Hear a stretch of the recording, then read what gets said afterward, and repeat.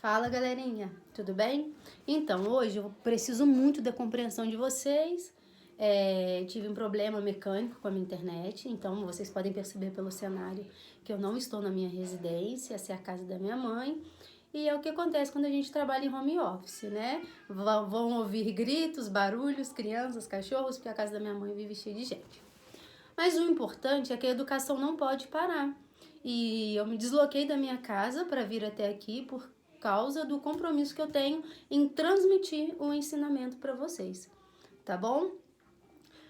A nossa apostila, não sei se vocês perceberam, vocês não perceberam porque vocês não a têm ainda, mas a nossa apostila ela é toda mixigenada, português, redação e literatura.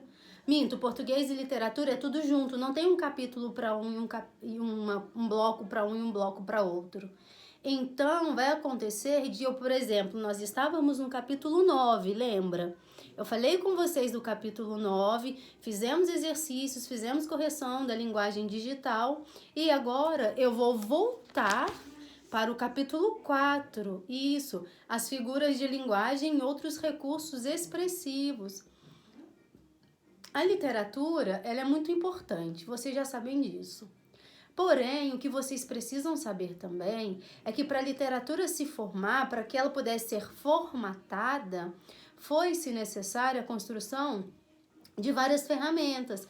Entre essas ferramentas, nós temos figuras de linguagem, figuras de sintaxe, figuras de pensamento, nós temos a linguagem conotativa e a denotativa.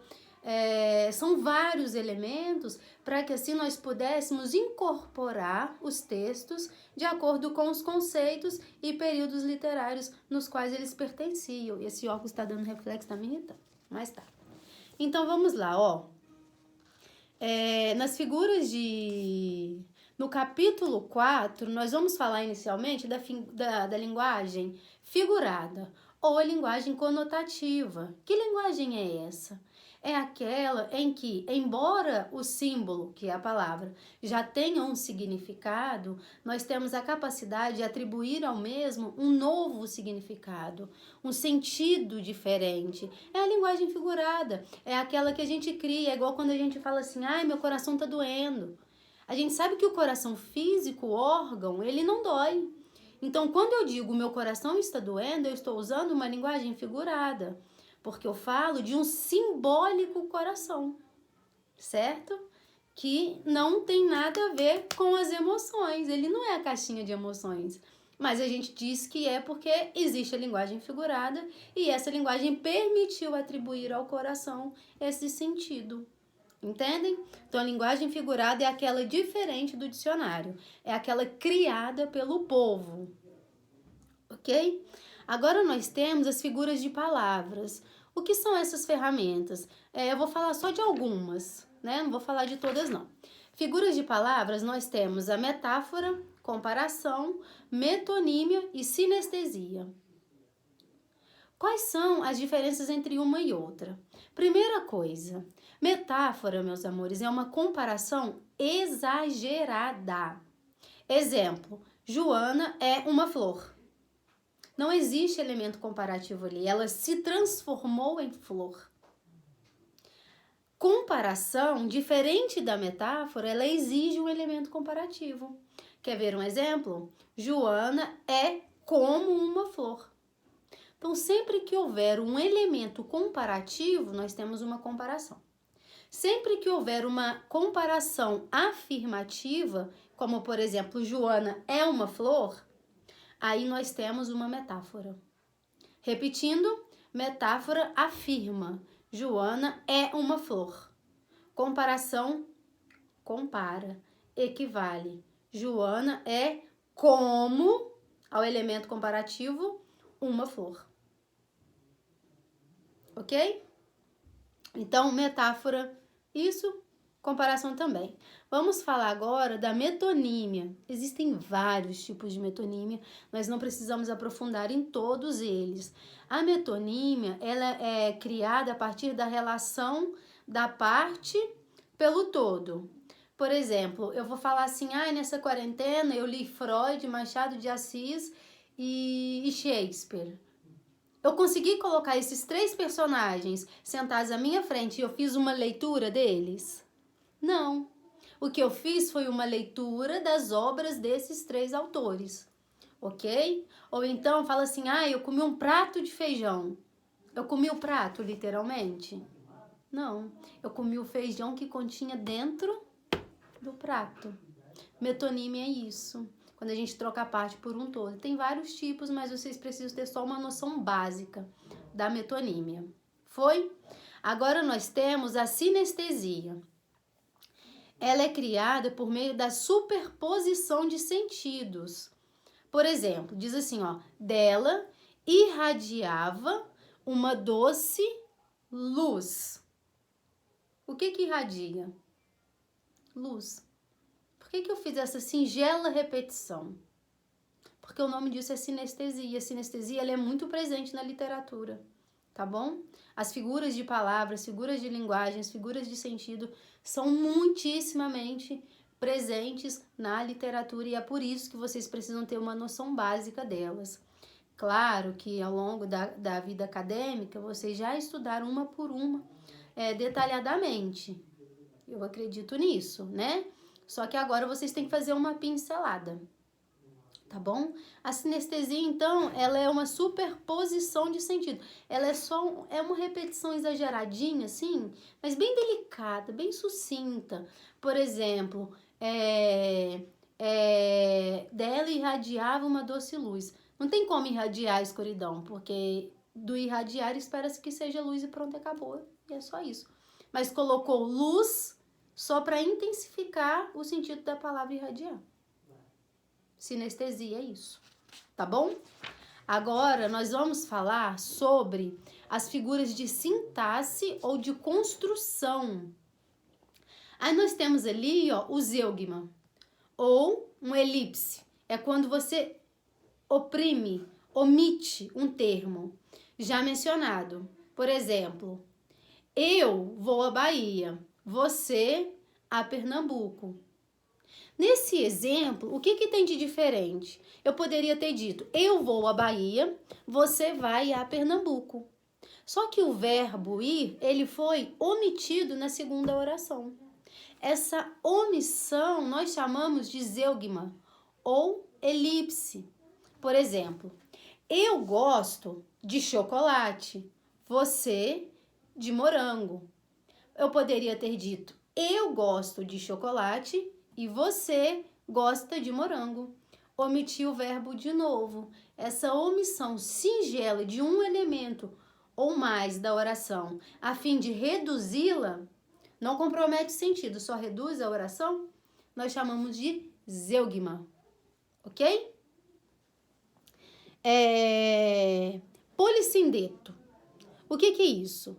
Ele ocorre pela repetição enfática de um conectivo. É quando você repete o mesmo conectivo. Por exemplo, diz assim, ele recebeu a bola e parou, e pensou, e chutou para fora. Viu quantas vezes o conectivo i repetiu? Essa repetição nós chamamos de polissindeto. A gente sabe que a função de um conectivo na oração é só unir duas informações. E quando a gente vai falar de informações sequenciais, nós podemos usar ferramentas como a vírgula, por exemplo. Mas se eu decido não usar a vírgula, eu quero usar o conectivo e, aí nós chamamos esse fenômeno ou essa ferramenta de polissindeto. É desnecessária, mas a literatura faz isso e em determinados momentos faz propositalmente. É por isso que vocês precisam tomar conhecimento disso. Uma dica, não usem polissindeto no texto dissertativo argumentativo, porque você vai perder ponto na repetição, ok? Deixa isso para a literatura. Nós temos também agora a anáfora, construída com a repetição expressiva de palavra ou expressão no início de um período. Diz assim, ó, um homem correto não mente, um homem correto não rouba, um homem correto não trai. Então, se o polissindeto repete um conectivo, a anáfora repete uma expressão ou uma conjunção expressiva, entendeu? Uma repete um elemento bem pequenininho, minúsculo, que é um conectivo, o polissindeto. A anáfora repete a expressão inteira ou uma palavra de extensão maior, tá bom? Não usem anáfora também no texto dissertativo argumentativo, senão vocês perderão um ponto por causa da repetição exagerada, ok, amores? E nós temos o pleonasmo. O pleonasmo a gente usa o tempo todo, toda hora, sem perceber, que nada mais é do que a repetição enfática. E é uma repetição exagerada. Por exemplo, subir para cima, descer para baixo, paralisia facial do rosto, hemorragia interna. Tem como ter hemorragia externa, né? Não tem. Por exemplo, a apostila traz assim: eu não comerei essa comida horrível. Comer comida, mesma coisa. Relação de sentido exagerada, repetido para quê? Tá vendo? E então o pleonasmo a gente usa o tempo todo. Tem até uns que a gente chama de pleonasmo vicioso. É aquele que fala assim: entra pra dentro, sai pra fora, sobe pra cima, desce pra baixo. Por que chamamos esses pleonasmos de pleonasmo vicioso? Porque ele não é intencional. A gente faz inconscientemente. Sim, fazemos. Muito. Mãe, então, menina, entra pra dentro. Sai pra fora. Sobe pra cima. Pleonasmo. São as figuras de sintaxe ou de construção. Sintaxe porque elas estão diretamente relacionadas às regras gramaticais, tá ok? Agora nós temos a figura de pensamento, essa é relacionada à relação de sentido. Diz assim, temos a antítese. Ela forma por meio do contraste entre palavras ou expressões opostas. Exemplo, contra a serenidade dos sábios, opunha-se a agitação dos ignorantes.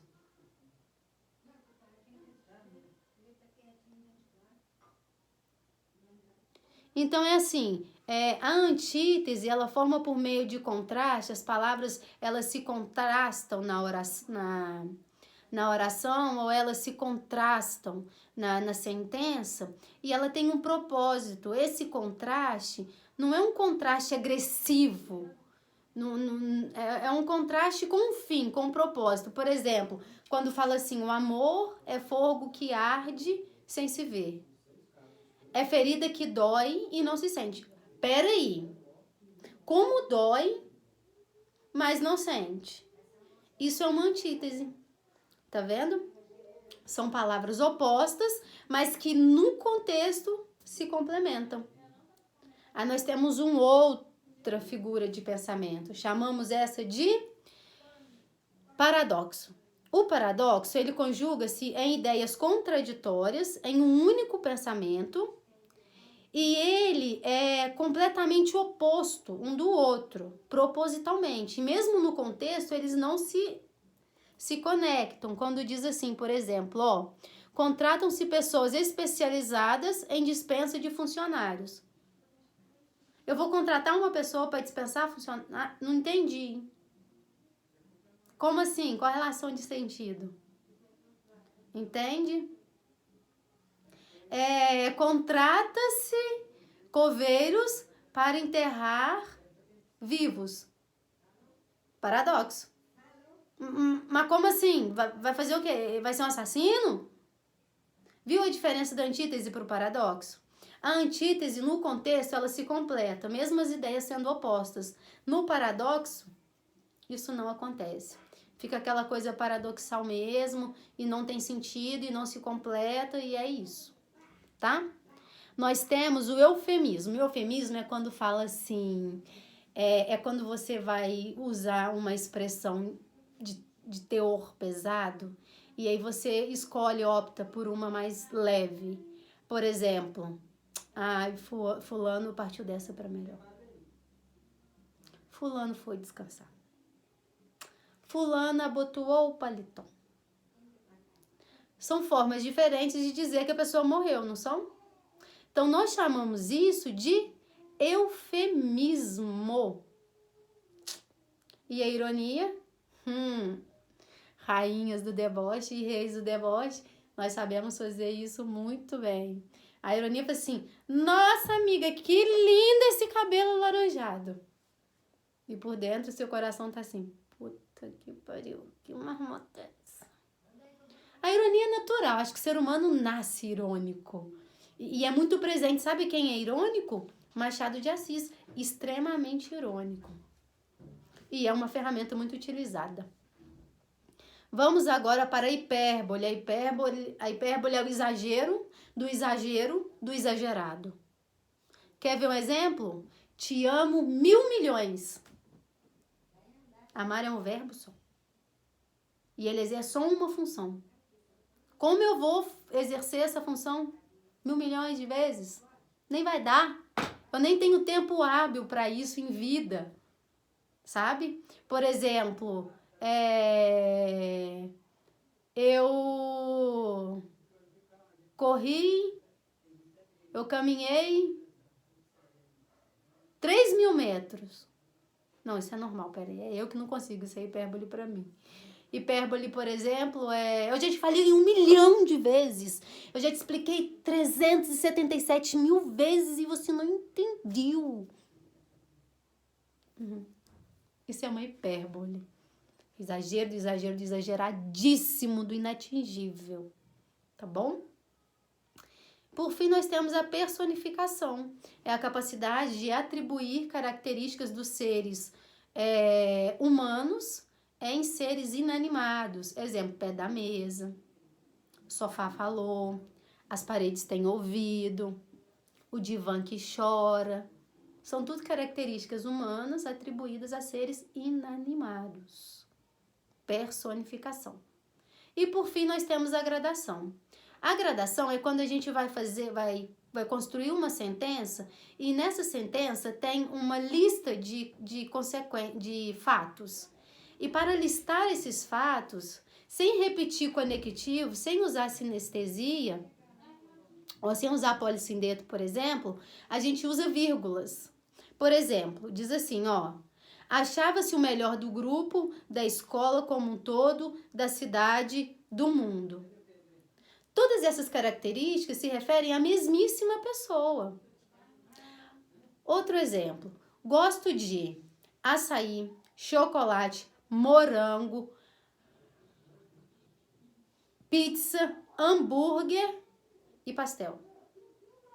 Então, uma lista, uma sequência de coisas que eu gosto e todas elas separadas por vírgulas. Por quê? Eu não quis repetir o conectivo, então usei vírgulas.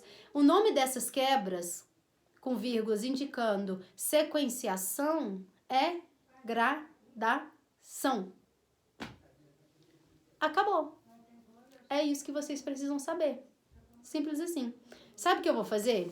Como vocês não têm a apostila, eu vou tirar foto da explicação, porque tá muito resumida, então vocês vão entender, eu tenho certeza. Vou mandar para vocês e vou mandar também os exercícios para que vocês façam e eu possa corrigi-los depois. Tudo bem? No mais é isso.